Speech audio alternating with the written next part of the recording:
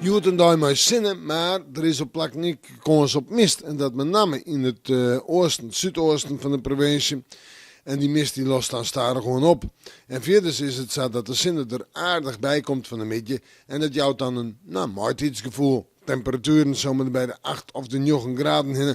Mocht de mist hingen blijven in gebieden, dan loopt de temperatuur daar wat leger. En verder is een matige wind die wordt wat sterker en komt uit het zuidwesten mee. In het kust- en watergebied een vrij krachtige zuidwestenwind.